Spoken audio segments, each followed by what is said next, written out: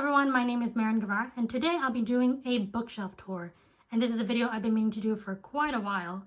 About 2 years ago, I did a series of bookshelf tours where I went through each section of my shelves, but today I'll be doing a more comprehensive look into my red shelves.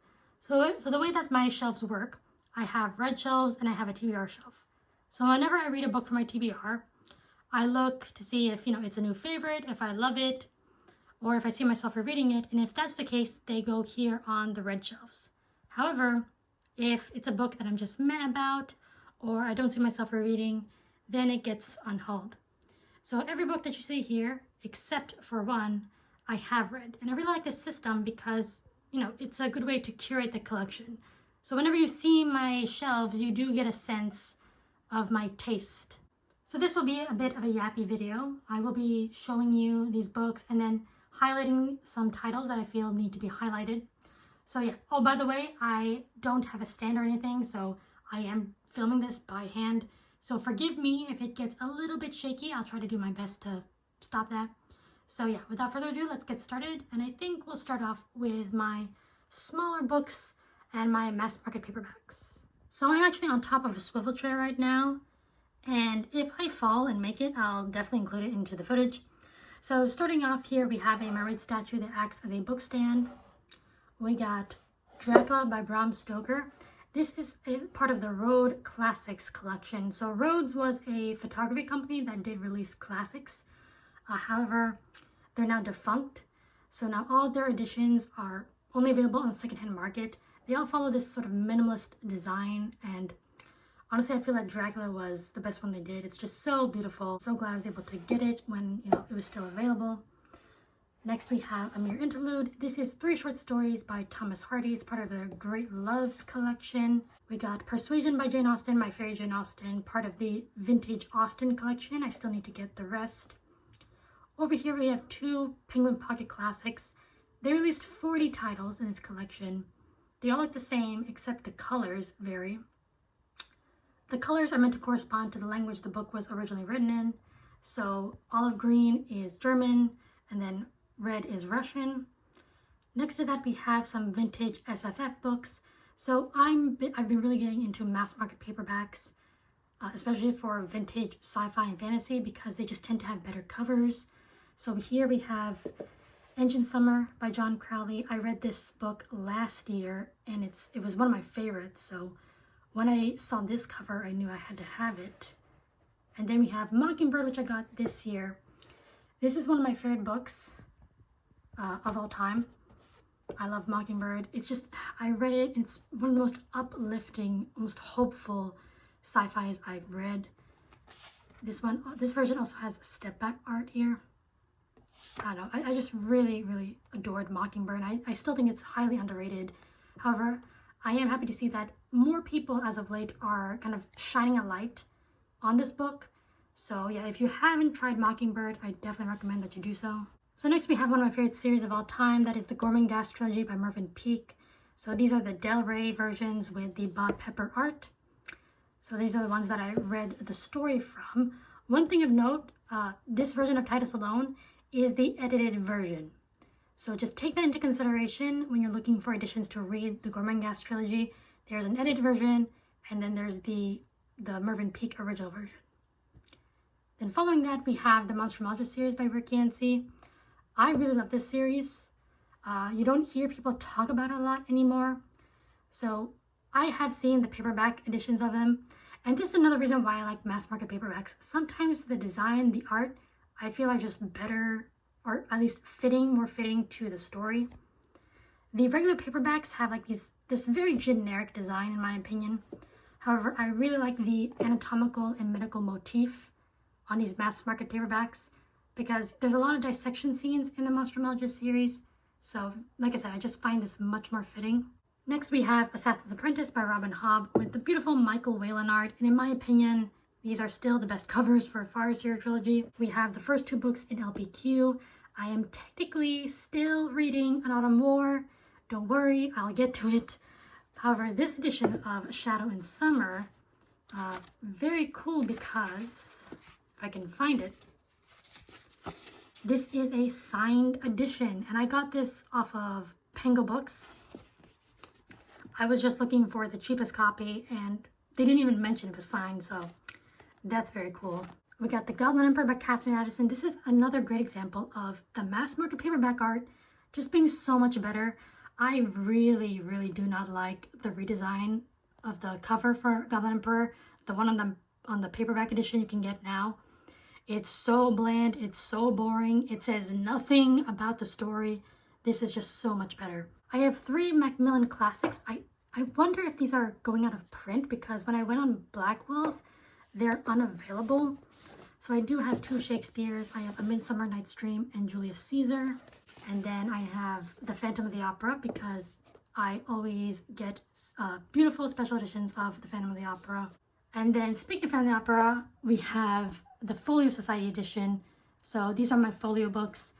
I only aim to get my favorites when it comes to Folio. So we got Phantom of the Opera, Rebecca by Daphne du Maurier. This one was the first Folio I ever got. A Circle in the Fire and Other Stories by Flannery O'Connor. And then Howl's Moving Castle by Diana Wynne Jones. Then I got some knickknacks. I got a Jane Austen Funko Pop. This is a Funko Pop of Sir Thomas Sharpe from the film Crimson Peak. I got this bust with, I don't know, the succulent on its head. We got a Della horse from my trip to Sweden, my most recent trip to Sweden. And then that is a bit of fan art for a series. I won't say because it's actually spoilery. So yeah, that is the top shelf here. We have moved down to my classics shelves. So we have hardcover classics, then move on to paperback classics. So the way I arrange my classics is that I sort them by editions, and then within each edition, I go by order or date of publication. So starting off here on this side, we have my vintage dystopian edition of Brave New World. Gotta remove this one because it's a really tight fit. So yeah, this was part of a collection of 3, 1984, Brave New World, and Handmaid's Tale. I really regret not getting 1984 because this set is now out of print, but yeah, really, really happy to have this one. We got the Everyman's Library edition of Return of the Native by Thomas Hardy. We got my Fitzgeralds. These are the gold foiled and Art Deco editions. So we have the short story collections, Tales of the Jazz Age, Flowers and Philosophers. We got This Side of Paradise, Beautiful and Damned, The Great Gatsby, Tenders of the Night, and The Last Tycoon. And these all come with detachable bookmarks. So yeah, these are stunning. Next we have my classic deluxe or deluxe classic editions of the Virago Modern Classics. So we have Du Maurier, Jamaica Inn, and My Cousin Rachel. I do plan on collecting my Du Mauriers in these editions. So yeah, love these ones. My Cousin Rachel is my favorite right after Rebecca. Then we got some NYRB classics. So most of these are just horror stories or weird fiction. Like My Phantoms is like French weird fiction. Tales of Cosmic Horror. This is Shadows of Carcosa. These are more weird fiction than strictly cosmic horror. Then we got Ghost Stories by Edith Wharton. These two stories by William Sloane, I would say, are underrated. Yeah, really enjoyed these ones. The Go-Between by L.P. Hartley was one of my favorite books last year. We got The Other by Thomas Tryon. And then we move on to my Oxford World Classics. We got Lives of the Caesars by Suetonius, The Golden Asp by Apuleius, Mary Barton by Elizabeth Gaskell, Poor Miss Finch by Wilkie Collins, The Lady's Paradise by Emile Zola. I think this is a good place to start with Zola, although I did start with Teresa Khan. We got Woodlanders, which is, I'd say, an underrated Hardy. And then we got The Great God Pan by Arthur Machen over there in the corner. These are and other horror stories by him. Next, we move on to my Penguin Black Spines. So we got Le Bête Humaine by Emile Zola. This is the only one that I have that is like the older Penguin Black Spines. Read this one this year. Really, really enjoyed this one. I've enjoyed every single Emile Zola that I've read. I think he's shaping up to be a favorite author of mine.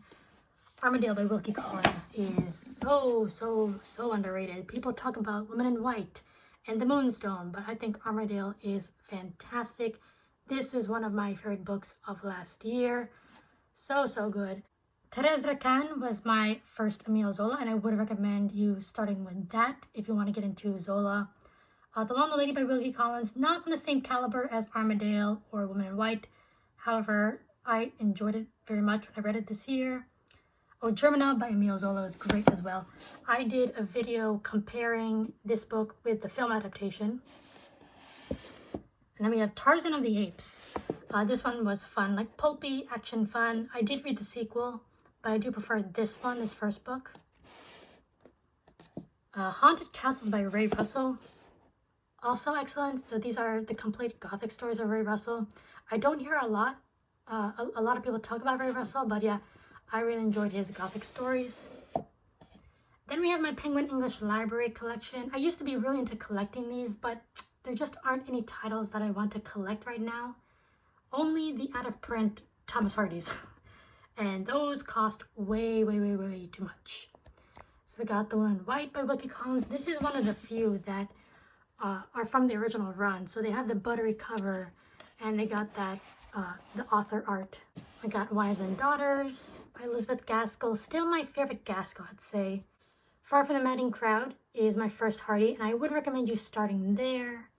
We got Washington Square, my favorite Henry James novel, and that's pretty much because this was before he adopted that writing style that I'm not a fan of.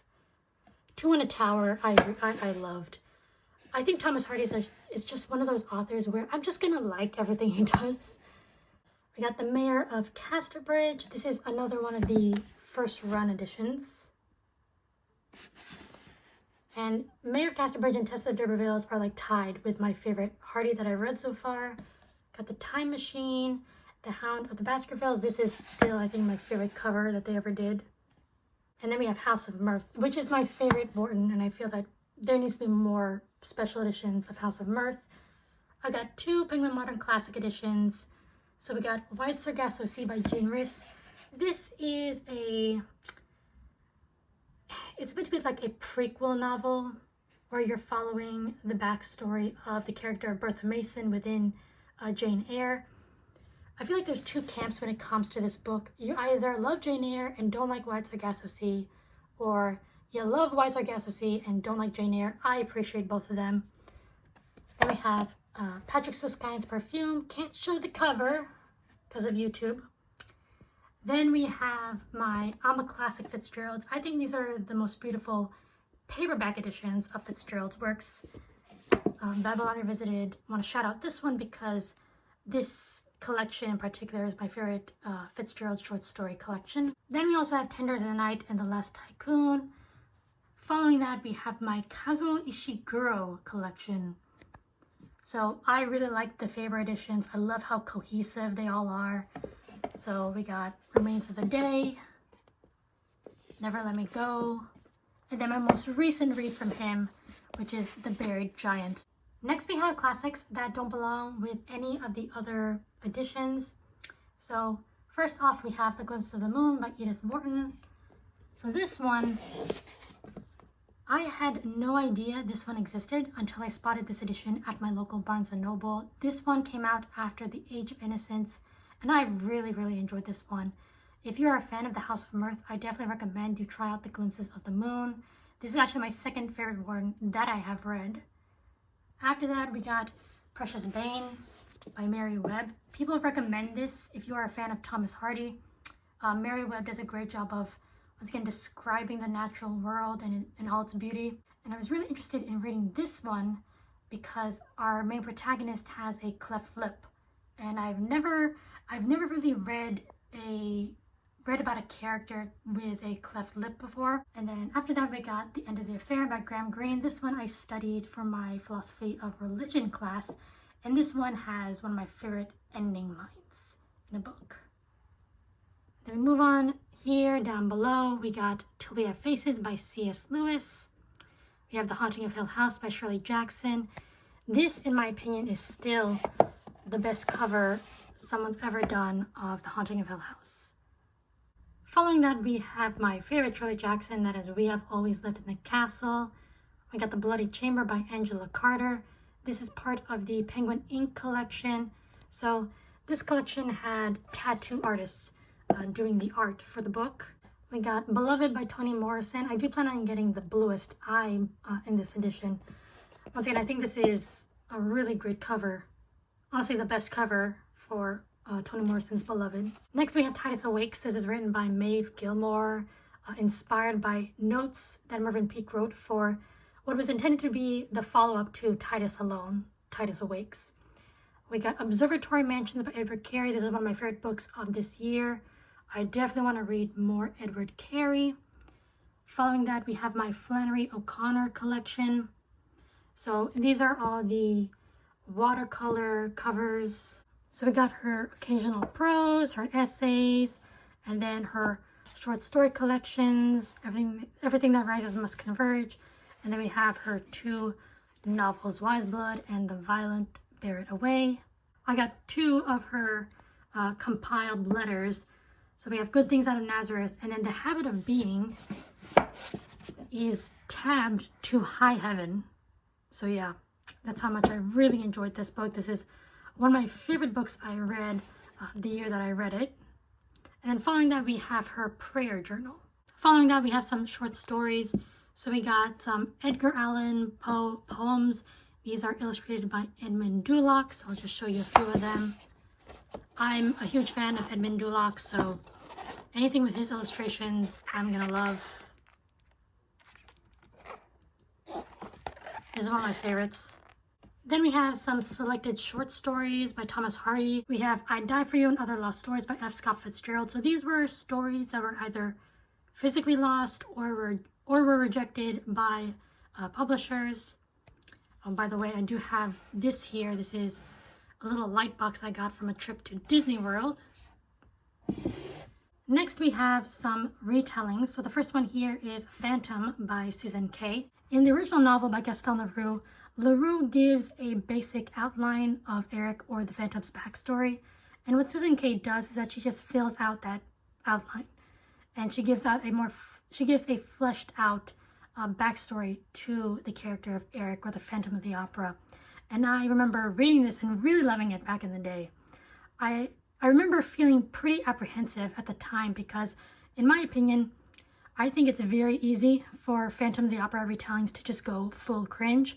However, I didn't find this to be cringe at all. I actually really enjoyed it. It has been several years.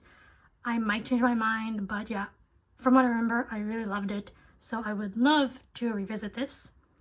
Then following that, we have Miranda and Caliban by Jacqueline Carey. This is a retelling of The Tempest, and I have read 2 Tempest retellings without ever reading The Tempest by William Shakespeare. Anyways, I really enjoyed Miranda and Caliban. You know, it's a tale of doomed love, unrequited love. So if you're a fan of that, check this one out. Next, we have Speakeasy, and you can kind of see me here in the cover. So this is a sub-press book. So it is signed and numbered. So there's the signature, and I have number 326. This is a very loose retelling of the 12 Dancing Princesses, but it's also a reimagining of the relationship between Zelda and Scott Fitzgerald. Heavy emphasis on the reimagining portion. So yeah, this is definitely not going to be a book for everyone. I have heard people say that it's very all vibes, no plot. I disagree. It's very stylized. I will say that. There's a lot of 1920s lingo and jargon, and this is definitely a book where you'll be questioning, you know, what's going on? Is what I'm reading actually happening?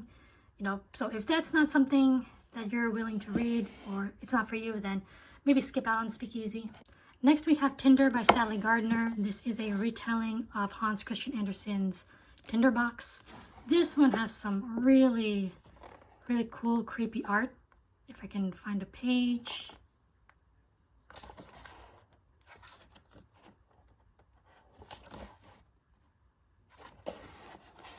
And now we have arrived to my Bancroft shelf. So if you know anything about me, you know that I love the Books of Babel. It's one of my favorite series. Josiah Bancroft is one of my favorite authors, and I'll pick up anything he writes, so I have dedicated an entire shelf to him. So I'll first start off with some of the knickknacks. So over here, we have this bit of fan art I made for the Books of Babel. This is Tom and Maria, characters from the series. This is them at the beginning of the first book, Senlin Ascends. And then if you turn it around, it's them at the end of the series. So obviously, I'm not going to show you it because it's spoilery. But yeah, this is Tom and Maria. They're getting ready to venture off to the Tower of Babel for their honeymoon. And then on this side, we have a postcard, a framed postcard.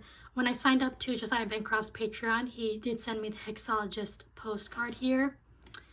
And then this envelope is actually a prize. So when you sign up to his Patreon, you're quick to find out that he does a lot of monthly contests. And if you win, you get a prize. And this is one of the prizes, but I won't show it because there's an address on the back. Then the last things here, we have postcards. These I got when I met Bancroft. So I attended a book signing. I was so fortunate because it was relatively near me, so I was able to go. So he had postcards at the little table he was at. So this one is of the characters, a lot of the main characters from the Books of Babel series.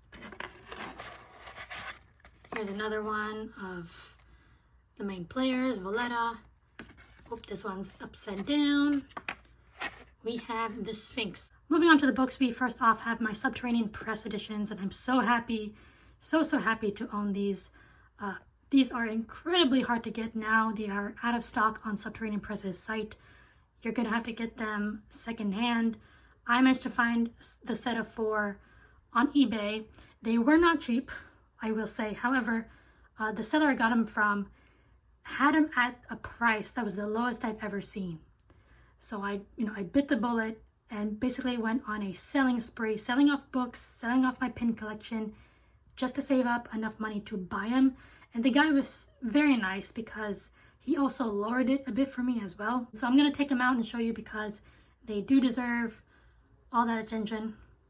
My apologies, guys. It is hard to film or photograph these books because of the mylar wrapping. There is a lot of glare, so just have to bear with me. So here we have the first one. This is Senlin Ascends. By the way, art was done by Tom Kidd. Just gorgeous, gorgeous stuff. So we have the bottom of the tower. And then on the bottom, you see a little Tom and Maria there.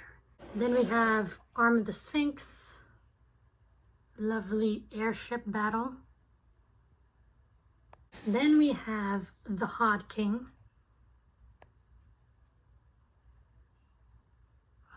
And then the last of the main series is the Fall of Babel.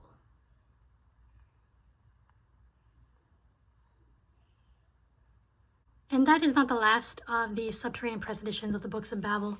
We do have an Imperial Retinue. This is a short story collection that does take place within the world of, the Babelverse. So this is the numbered edition that matches the ones I got. So when I bought these 4, the rights transferred to me, and I was able to purchase an Imperial Retinue. So yeah, by the way, I forgot to mention that all of these are numbered and signed. So my number is 392, and it does have a signature from Josiah Bancroft. This, however, is a trade edition, and this was actually a prize because I did win one of the monthly contests on Bancroft's Patreon. So this one is signed, and this one is signed to me. There's his signature, and it also has a remark. So if you have read the series, you know who this character is. Just gorgeous. And then we also have the sub-press edition of the Hexologists. This is the first book in Bancroft's new series. So yeah, more gorgeous stuff. He gets the best artists, honestly, when it comes to sub-press. Now I actually did do a separate shelf tour when it comes to my Bancroft shelf, where I go more in depth on the sub-press editions. I even show you the illustrations on the inside. So if that is something you're interested in, I will link that down below. So moving on to the rest, we have here Bancroft's poetry collection, The Death of Giants. This one is signed and personalized to me. Next, we have the self-pub edition of Senran Ascends. If you didn't know, Senran Ascends was originally self-pub until it was picked up traditionally. So this is the edition. Whenever you see on eBay someone selling the self-pub edition, it's usually this version. I do have this other one that is slightly different. This one is matte, this one is glossy, and there's some variation to like the typography and everything. This one also doesn't have any of the blurbs that this one has. This one was also signed, and it did come with a bookmark, which is fantastic. Both of these, well, this one I got off of eBay, this one I got off of A-Books. Then we have a German edition that I got off of A-Books. This says Im Turm, which means, I think, in the tower. It definitely has a more sinister cover. It definitely gives off a different vibe than the rest of the covers, that's for sure. I could have brought this along with the other books when I went to see Bancroft at that book signing. I could have had him sign it, but I was just so self-conscious. I was thinking, oh, you're gonna make him sign a book you can't read? So I decided to keep that one home. But yeah, it's the only one here on the shelves that is not signed by Josiah Bancroft. This one, we have my Orbit paperbacks. This is the one that started it all. So this one, once again, is signed. However, it also has a remark. This is my favorite remark. He did Maria, and this one is done only in Sharpie. He did not do like a pencil sketch underneath, so I bow down to the skill because I cannot do a Sharpie illustration just on the fly.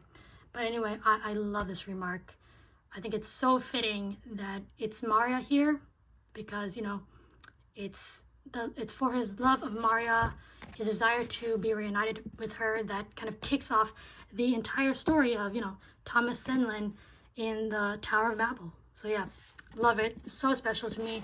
Probably my favorite book in my entire collection, not gonna lie. We got on the Sphinx, Hod King, Fall of Babel, and then we have the Hexologists. Now, the second book to the Hexologists series is coming out on September 9th, so just letting you know. But yeah, that is my Bancroft shelf. And there's one last thing I have to show you, and that's this. Once again, you can kind of see me because of the glare, but this is a broadside that is very rare. I believe there's only, oh, I forget, 20 or 25. This is a unique illustration done by Tom Kidd. It's just absolutely gorgeous, gorgeous stuff. And then here we have a quote from The Arm of the Sphinx. And it's honestly one of my favorite quotes from the entire series. So yeah, this is a very, very, very special item in my collection, and I am very grateful for having it. Moving down the shelf, we have my hardcover fantasy series. So this first one is an alternate history steampunk series. It's called the Leviathan Trilogy by Scott Westerfeld. So this takes place during World War I. In this universe, Charles Darwin discovered genetic splicing. You have like the British, the Russians, the French, they're the Darwinists. So a lot of their war machines are like these genetically altered beasts. So you have krakens that serve in the Royal Navy. You have airships that are giant whales that fly through the sky. And then on the other side, you have what are known as the clankers. That's the Austro-Hungarian Empire and the Ottoman Empire. And they reject Darwinism. They view it as an abomination against nature, against God. So what they have are giant steam-powered automatons. And yeah, this is a really cool series because one, I really like the concept, and two, it's also heavily illustrated. So just look at this. Wow, look at that. So all the end papers for the hardcover editions look like this, or look like something like this, and there are illustrations done, which are really cool. You don't see a lot of illustrations, like illustrations on the inside of the books when it comes to a fantasy series. So yeah, really, really, really love the design of these. However, look what they did for Behemoth. Oh, they added the model. They added the model. It's so distracting and awkward. But look at that. Look at this. Look at this. It's like a propaganda poster. It's like a war propaganda poster. Look at that. Russia. You got Churchill. Britain. Very, very, very cool. And then look at Goliath. Oh my god. I don't understand why they couldn't just stick to the design of the first book. I really don't. But here is the third and final book. Look at that. And similar to Leviathan, they all have like inner illustrations. So yeah, this is a really special series, honestly. And once again, you don't hear a lot of people talking about this.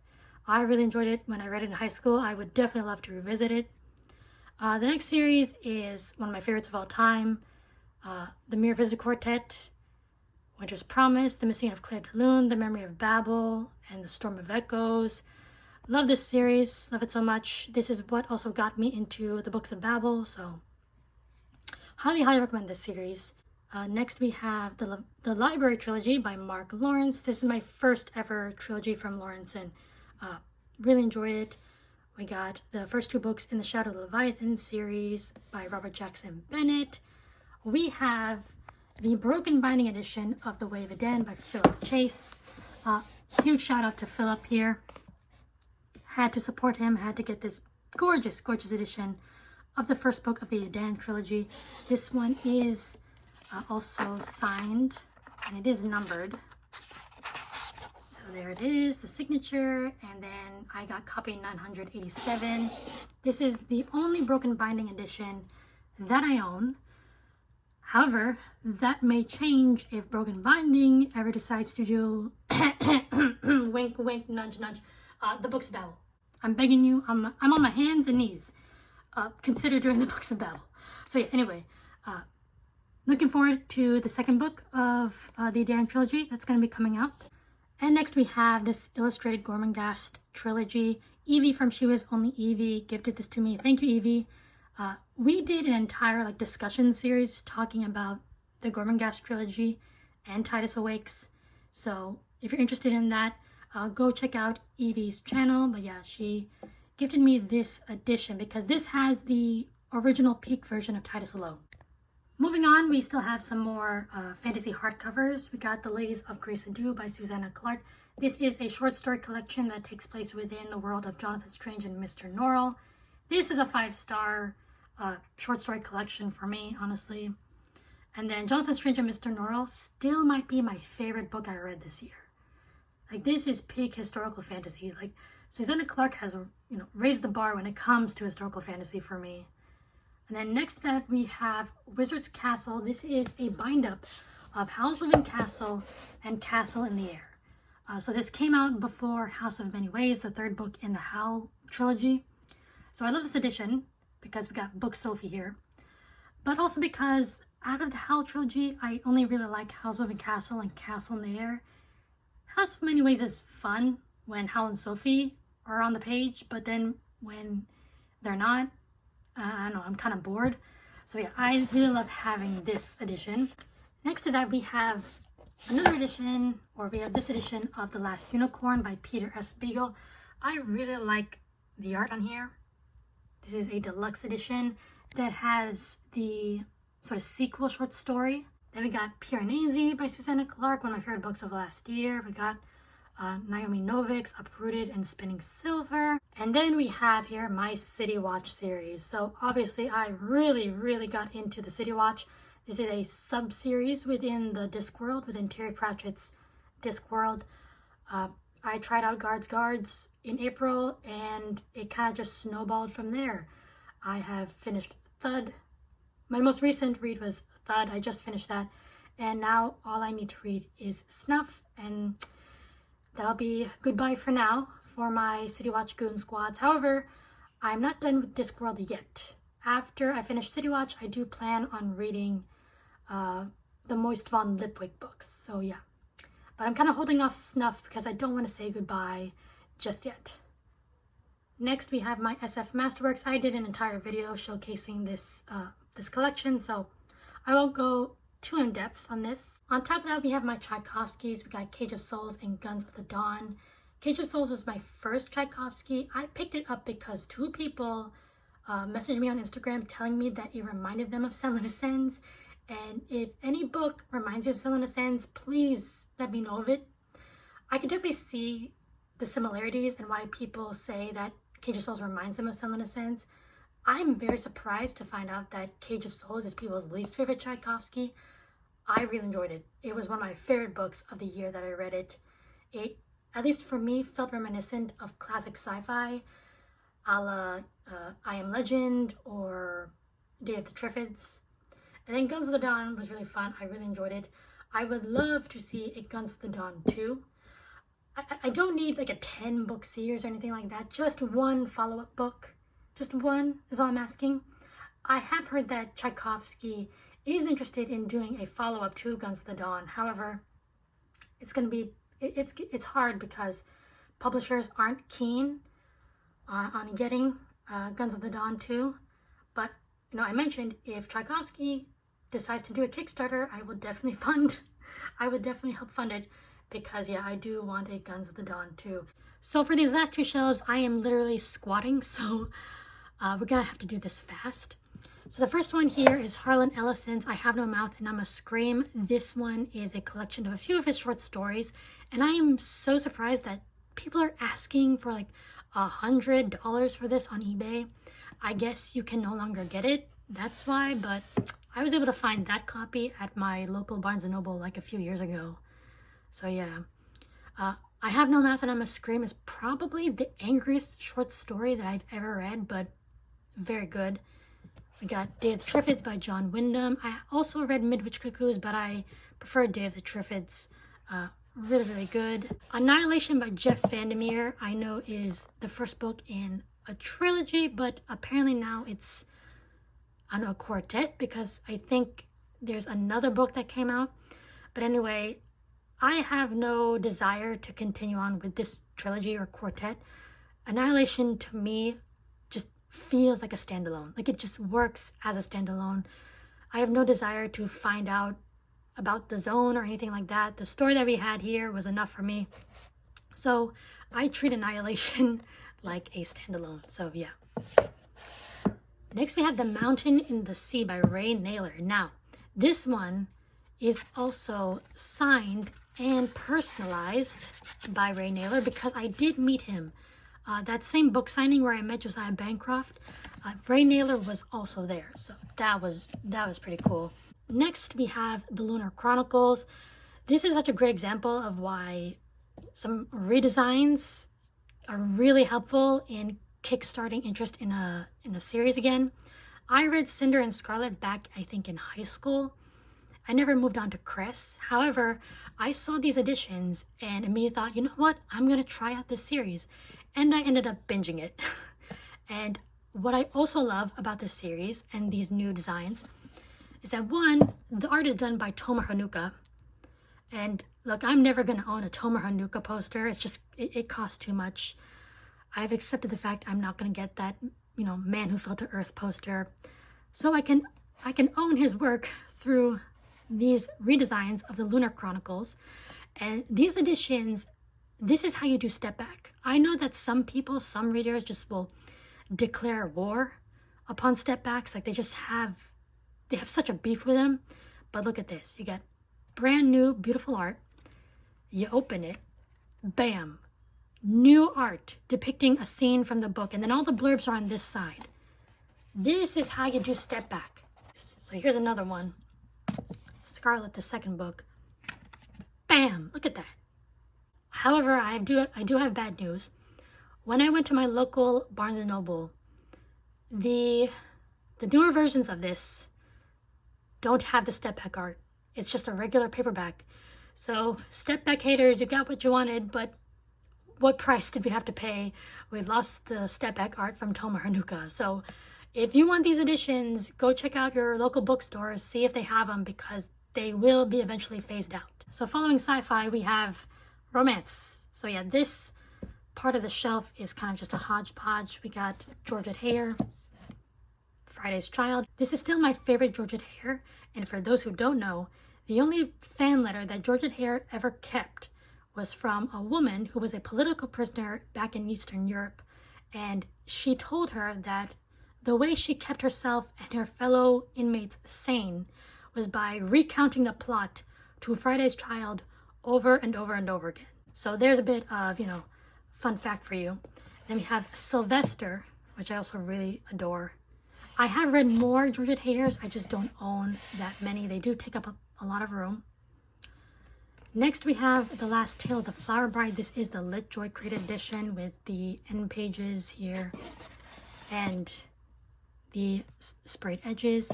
Now when it comes to The Last Tale of the Flower Bride, I picked this one up on the recommendation of Jennifer Brooks.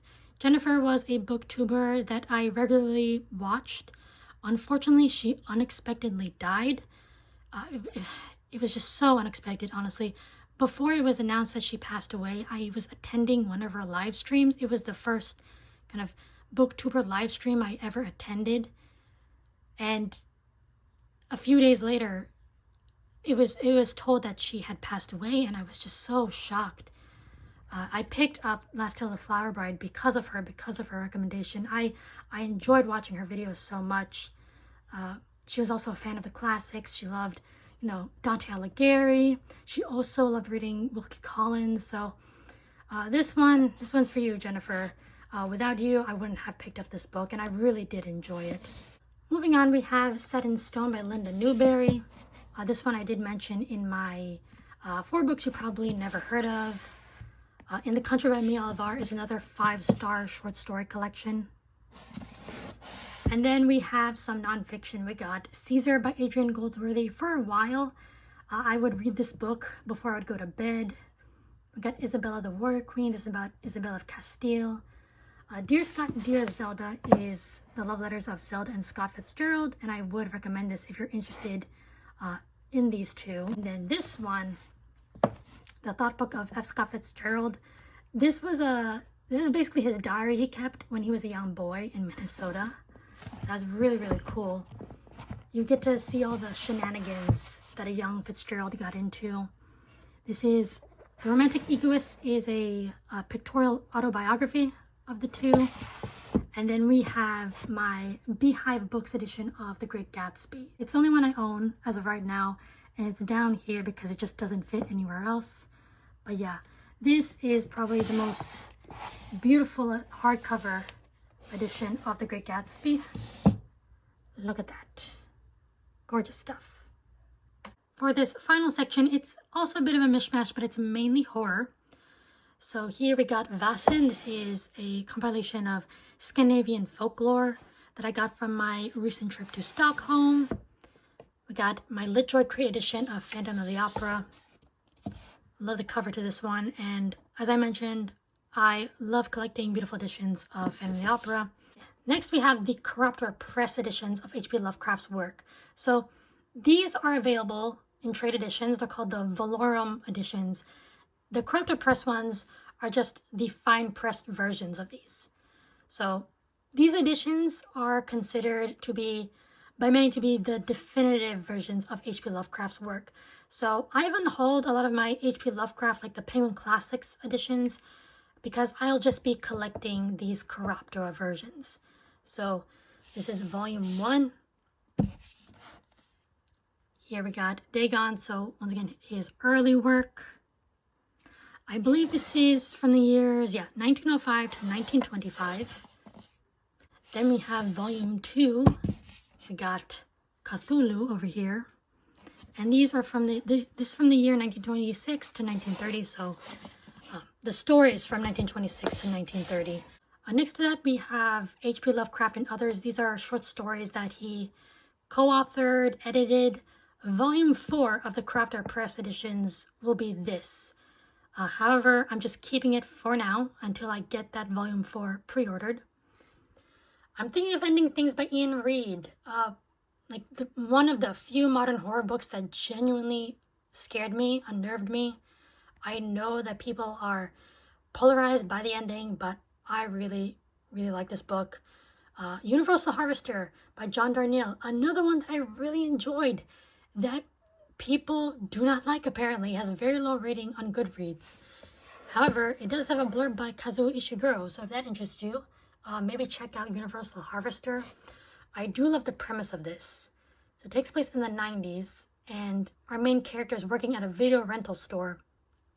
And a woman shows up to return a tape, and she tells him that there's something on it. So he doesn't think of it until another customer shows up and tells him the exact same thing, that there's a different movie that's spliced into the one he rented. So it goes on from there. So yeah, I really love that creepy premise. Then we have The Silence of the Lambs. The Suntop Press edition is a holy grail. So who knows when I'll get that. This is the King in Yellow, the Pushkin Press edition. I'm fine with owning this edition. It only contains the first 4 stories, but that's fine because apparently after the 4th one, they progressively get less and less weird fiction. So yeah, I'm perfectly fine with keeping the first 4. Crypt of the Moon Spider by Nathan Ballingrud I read this year and really enjoyed it. Very atmospheric. I really dug the prose. Looking forward to the second book. The only thing that I complain about is that this slim novel is $17.99. I did not pay that much for this. I got this off of Pengu for a much cheaper price, but nevertheless, really, really good. Got Otsuichi by Goth, Coraline. Then we got my British Library Tales of the Weird. Once again, I did an entire video showcasing these books, so I won't go in depth. We got the only 2 mangaka that I collect from, and that is Go Tanabe and Junji Ito. Go Tanabe does manga adaptations of H.P. Lovecraft's work, and then Junji Ito does, horror short story collections. I used to collect other manga. I used to have Death Note. I used to read and collect Gangsta. I used to read and collect The Girl from the Other Side. But if you're going to seriously read and collect manga, you need an entirely new shelf because they just take so much room and I don't have the space for it. So yeah. And lastly, we have Through the Woods by Emily Carroll. And this is once again just a horror short story collection. It's my favorite graphic novel subject, just horror short stories. So that was a tour through my red shelves. I hope you guys enjoyed. Please let me know down in the comments, do our collections overlap? Did you see any favorites here? So yeah, thank you all for watching, and I will see you in the next video. Bye!